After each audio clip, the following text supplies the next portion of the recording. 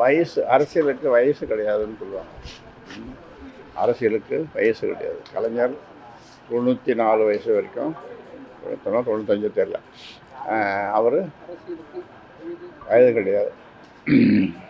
சக்கர நாற்காலியிலே இருந்து முதலமைச்சராக இருந்தார் கலைஞர்.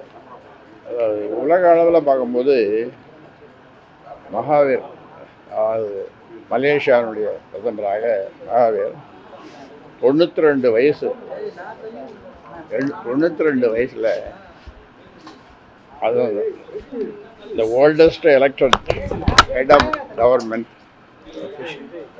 அதுதான் மகாவீர்.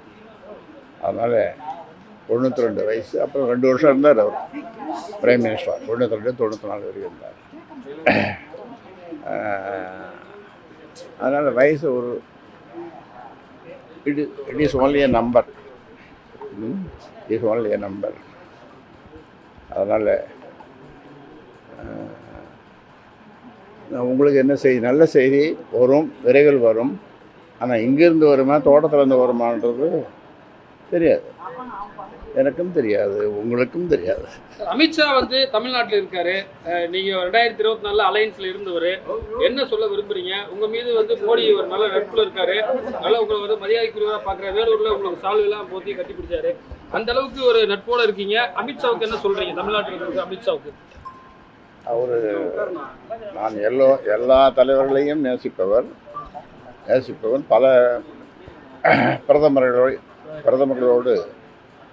தொடர்பில் இருந்தவன். இப்பொழுது மரியாதைக்குரிய மோடி அவர்கள் எனக்கு நெருங்கிய நண்பர். இப்பொழுது இருக்கிற பிரைம் மினிஸ்டர், ஹோம் மினிஸ்டர். அவர் நான் சந்தித்ததில்லை, ஆனாலும் அவரை பற்றி கேள்விப்பட்டிருக்கிறேன். அவரும் ஒரு பெரிய இந்தியாவை முன்னுக்கு முதல் நம்பராக உலக அளவில் கொண்டு போகணுன்றதை அவரும் ஹோம் மினிஸ்டரும் பிரைம் மினிஸ்டரும் சேர்ந்து செயல்படுகிறார்கள். அதனால் அவர்களுக்கு நம்முடைய நல்வாழ்த்துக்களை தெரிவித்துக் கொள்கிறேன். உங்கள் சார்பாகவும் தெரிவித்துக் கொள்கிறேன். அவருக்கு நீங்கள் அவரை வாழ்த்துறீங்களா? நீங்கள் வாழ்த்துறீங்க, நான் வாழ்த்துறேன், நீங்களும் வாழ்த்துறேன். பாமக தலைமையில் இந்த மாதிரியான கருத்து வேறுபாடுகள் கீழே இருக்கிற தொண்டர்களுக்கோ பாமகவுக்கோ சோர்வை கொடுக்கும்னு நினைக்கிறீங்களா? சோர்வெல்லாம் அவங்களுக்கு வரவே வராது. எப்பொழுதும் சோர்வு வராது. ஆனால் அவர்களுடைய எதிர்பார்ப்பு நல்ல செய்திகள் வர வேண்டும் என்பதுதான் அவருடைய எதிர்பார்ப்பு. அது வரும், விரைவில் வரும். 2004 மத்திய அமைச்சரவையில் பெரிய பங்கு வகிச்சிங்க. அதுக்கு பிறகு பெரிய அளவிலான ஒரு மத்திய அமைச்சரவைகளில் பாமகவுடைய பங்களிப்பு இல்லாமல் இருக்குது. அது 20 ஆண்டுகளாக இல்லை. அதுக்கு காரணம் நீங்கள்லாம் சரியாக ஓட்டு போடலப்பா. இந்த வயது ஒரு இண்டிகேஷன் சொல்றீங்க. மற்ற நாட்டு தலைவர்களுடைய வயதெல்லாம் நீங்க ஒரு சொல்றீங்க. இதன் மூலியமாக யாருக்கும் ஒரு மெசேஜை கன்வே பண்ண விரும்புறீங்க. என்ன மெசேஜ் சார் அது? நீங்கள் ஏதோ ஆகிட்டு குசுகுசுன்னு பேசி இந்த மாதிரி தெரிஞ்சது. 86 வயசு 87 வயசு வரப்போகுது ராமதாஸுக்கு எதுக்கு அவருக்கு இந்த வயசுலன்னு நீங்கள் யார்கிட்டையும் குசுகுசுன்னு பேசுகிற மாதிரி ஒரு செய்தி. அதுக்காக தமிழ்நாட்டில் இப்போ கூட்டணி அரசியல் பேசப்பட்டு இருக்கு. கூட்டணி ஆட்சி அதெல்லாம் பேசிட்டு இருக்காங்க. பாமக நிலைப்பாடு இன்னும் எப்படி உறுதித்தன்மையாக இருக்கு? கூட்டணி பற்றி எல்லாம், கூட்டணி யாரோடு, எப்போது, எப்படி, ஏன், இந்த கேள்விக்கெல்லாம் இப்பொழுது சொல்ல முடியாது. எப்படியும் ஒரு 2 மாதம் 3 மாதத்தில் அது தெரிய வரும். தெரிய வரும்போது நீங்களும் இருப்பீர்கள். உங்களுடைய அப்போ பல கேள்விகளை கேட்பதற்கு நீங்கள் காத்துக்கொண்டிருங்கள். இல்லை, மத்திய ஆளும் தலைமையா மாநிலத்தில் ஆளும் தலைமையில கூட்டணி? மத்தியில் தான் ஆட்சி அமைஞ்சாச்சு. இல்லை, கூட்டணியில மாநிலத்தில் தான் இப்போ நடக்க போகுது. மாநில கட்சியோட தேசிய கட்சியோட கூட்டணி மாநில கட்சியோட இருக்குமா, தேசிய கட்சியோட இருக்குமா? அது எப்படி ஒன்றும் இருக்கலாம்.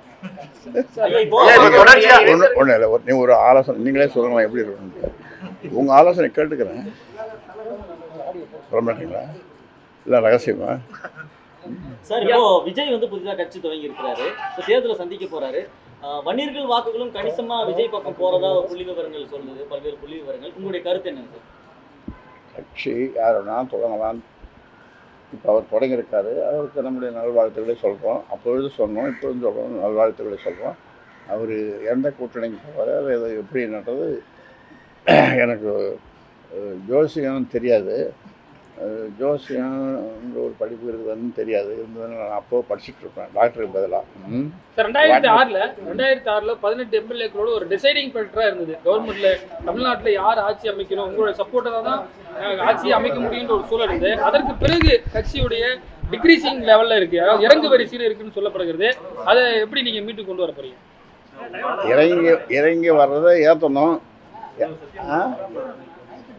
பலமாகணும் அப்படின்றது கட்சி தொண்டர்கள் எல்லாருடைய மூத்தவர்கள் எல்லாருடைய விருப்பம். அது அந்த வேலை இப்போ நடந்துட்டுருக்கு. பலமாகும். குடும்ப